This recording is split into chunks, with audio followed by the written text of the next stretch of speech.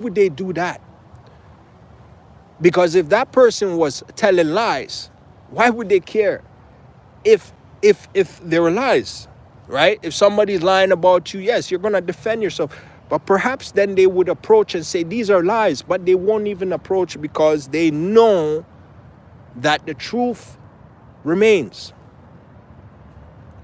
You see, you cannot have salvation. Salvation cannot be yours. You can say, well, I'm not God, I'm not, but I know this for a fact. If you want salvation, right?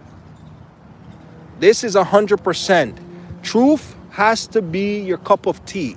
That means you have to have that. You have to actually talk what you have done. All human beings make mistakes. Maybe when you're younger, you make a lot of mistakes. But when you grow older, you're supposed to become wise. But the worst is when you're at that level and just mistakes. Purpose mistakes. It's like you are intellectual and you are high level intelligence, but you ignore that. That is why Jesus had problem with the Pharisees, because they were so intellectual, they're so smart.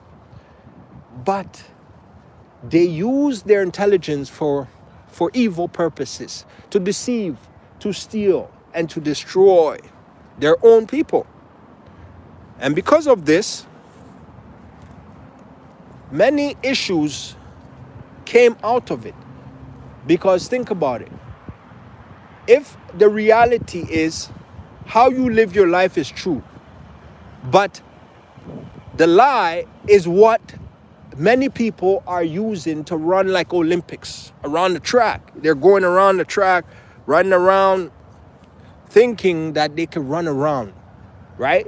Because now they're in their head, let's create an environment that we can control by placing people that we get along with in order to make it, right, hard for the individual that is speaking his truth.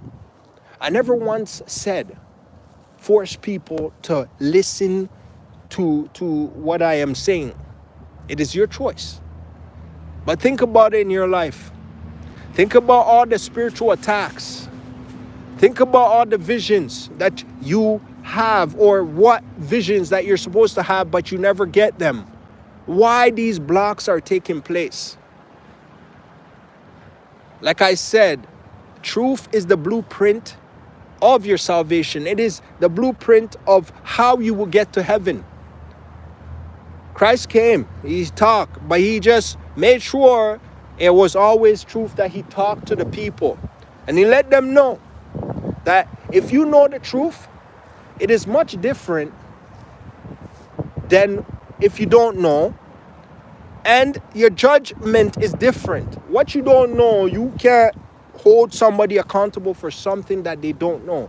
But you can hold somebody accountable for something they know, but they pretend that they don't know.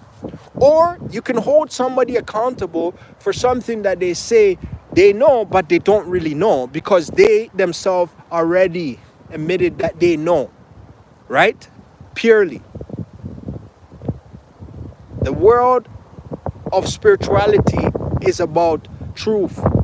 The world of physicality is supposed to mostly be about truth.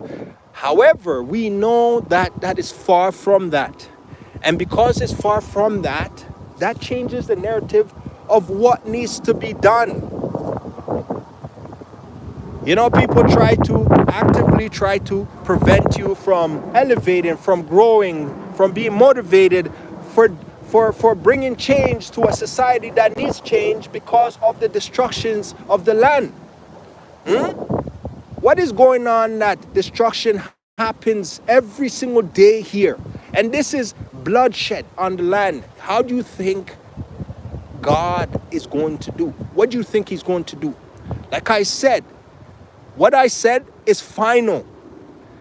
Whoever wants to challenge that, take it up with God.